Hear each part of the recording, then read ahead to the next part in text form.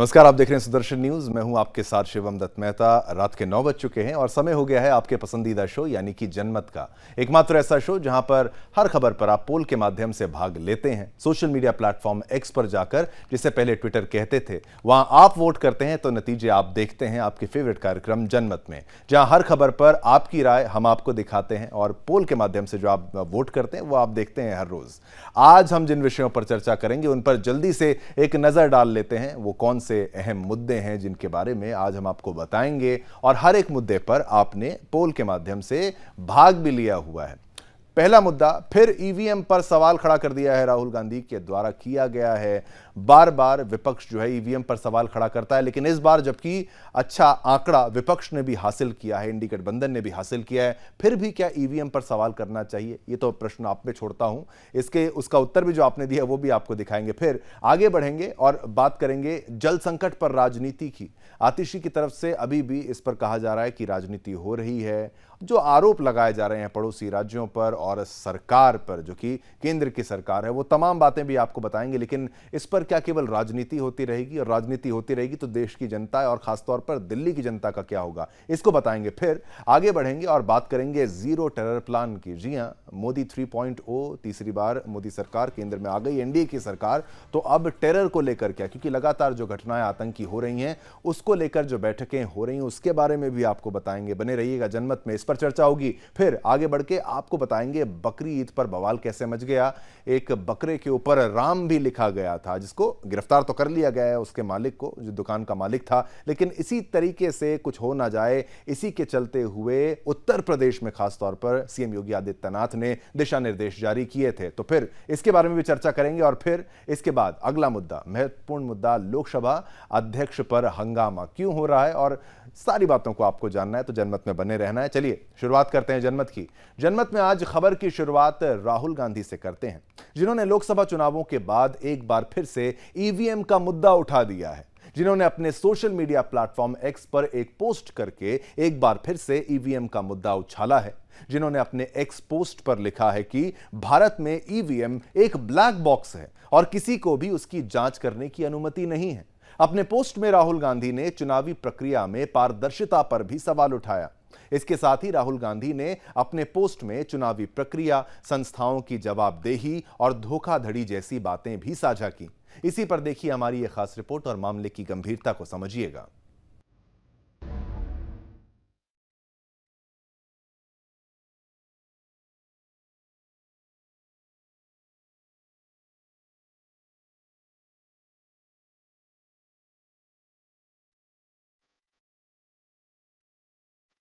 भारत की सबसे पुरानी राजनीतिक पार्टी बीते 3 लोकसभा चुनावों से 100 सीटों का आंकड़ा तक नहीं छू पाई। स्वतंत्र भारत के इतिहास में सबसे अधिक समय तक राज करने वाली पार्टी आज अपने सबसे बुरे दौर से गुजर रही है, जो आज भारत में धीरे धीरे मुख्य विपक्षी पार्टी का दर्जा भी खोती जा रही है। उस कांग्रेस पार्टी से 2024 के चुनावी संग्राम में बीजेपी को हराने का दावा करने वाले राहुल गांधी ने अपनी हार की समीक्षा करने के बजाय और अपनी गलतियों को सुधारने के बजाय फिर से ईवीएम का राग अलापना शुरू कर दिया है, जो अपनी नीतियों पर प्रश्न करने के बजाय ईवीएम पर प्रश्न खड़े कर रही है। जिन्होंने ईवीएम के बारे में अपने एक्स हैंडल पर लिखा है कि भारत में ईवीएम एक ब्लैक बॉक्स है, किसी को भी ईवीएम की जांच करने की अनुमति नहीं है। हमारी चुनावी प्रक्रिया में पारदर्शिता को लेकर गंभीर चिंताएं जताई जा रही है।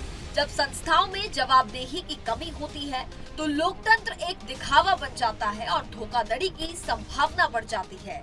अपने एक्स हैंडल पर अंग्रेजी में भारत की चुनावी प्रक्रिया, संस्थाओं में जवाबदेही और धोखाधड़ी की बात करने वाले राहुल गांधी उसी कांग्रेस पार्टी के पोस्टर बॉय हैं, जिसके राज में ये देश मतदान पेटियों की लूट जैसी अनेकों घटनाएं देख चुका है। ऐसे में भारत की मौजूदा चुनावी प्रक्रिया में पारदर्शिता पर गंभीर चिंता व्यक्त करने वाले राहुल गांधी से ये प्रश्न तो बनता है, क्या वह फिर देश को उसी दौर में ले जाना चाहते हैं जब नेता अपनी मर्जी से मतदान पेटियां लूट लेते थे, अपनी मर्जी से मतदान करते और कई बार तो उस पार्टी के गुंडे ही मतदाताओं की जगह वोट डाल आते थे। लोकतांत्रिक पारदर्शिता की बात करने वाले राहुल गांधी से ये प्रश्न भी बनता है कि कब तक वो और उनकी पार्टी अपनी हार का ठीकरा राहुल गांधी के नेतृत्व की जगह ईवीएम पर फोड़ती रहेगी। Bureau report, Sudarshan news.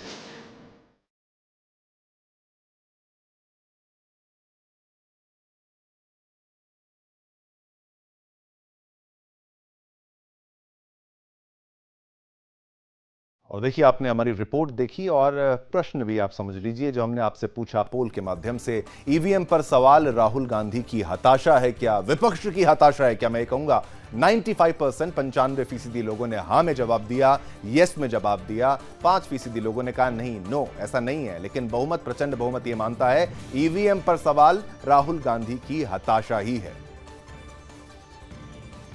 बात दिल्ली जल संकट की भी करेंगे, लेकिन एक छोटा सा ब्रेक लेते हैं। कहीं मत जाइएगा, जल्द वापस लौटेंगे।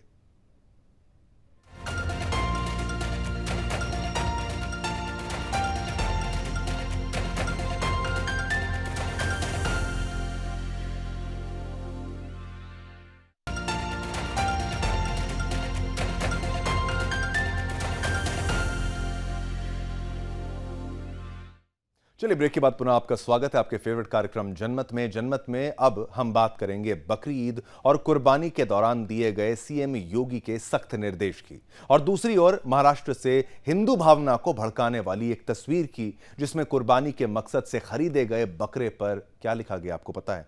राम लिख दिया गया।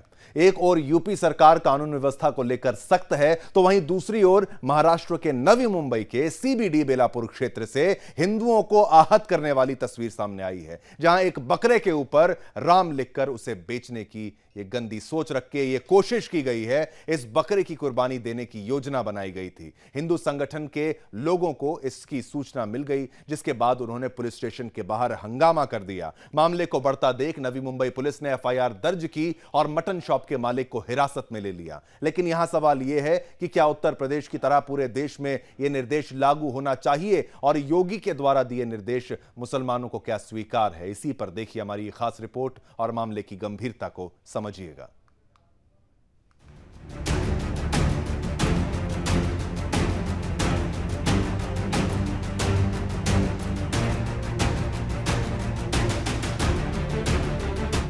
लोकसभा चुनाव संपन्न होने के बाद यूपी के CM Yogi Adityanath full action में हैं।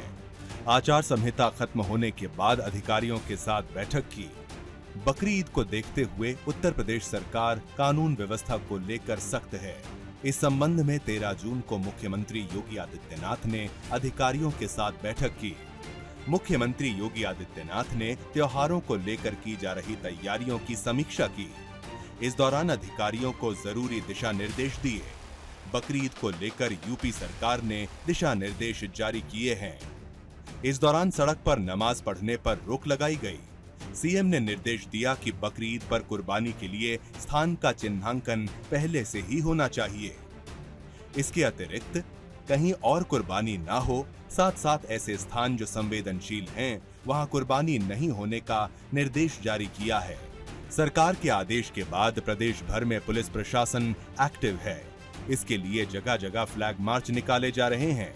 इस बीच महाराष्ट्र के नवी मुंबई के सीबीडी बेलापुर इलाके से एक अजीबोगरीब मामला सामने आया है, जहां एक बकरे के ऊपर राम लिखकर उसे बेचने की कोशिश की गई। इस बकरे की कुर्बानी देने की योजना बनाई गई थी, लेकिन उससे पहले हिंदू संगठन के लोगों को इसकी सूचना मिल गई, जिसके बाद उन्होंने पुलिस स्टेशन के बाहर हंगामा कर दिया। मामले को बढ़ता देख नवी मुंबई पुलिस ने एफआईआर दर्ज की और मटन शॉप के मालिक को हिरासत में ले लिया। एक और सीएम योगी आदित्यनाथ ने कुर्बानी को लेकर तमाम दिशा निर्देश जारी किए हैं, तो वहीं दूसरी ओर जिहादी मानसिकता ने माहौल बिगाड़ने की कोशिश की।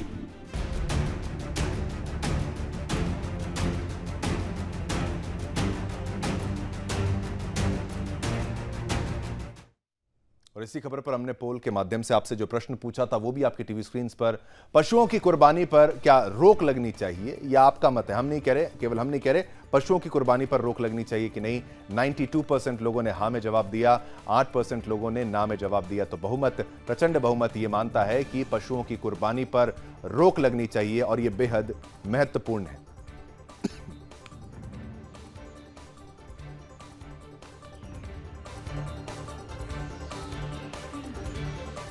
जनमत में अब बात करते हैं बीजेपी नेता टाइगर राजा सिंह यानी टी राजा सिंह की और तेलंगाना सरकार और पुलिस की गौरक्षा को लेकर सुस्त रवैये की और गौरक्षकों के प्रति घृणा की।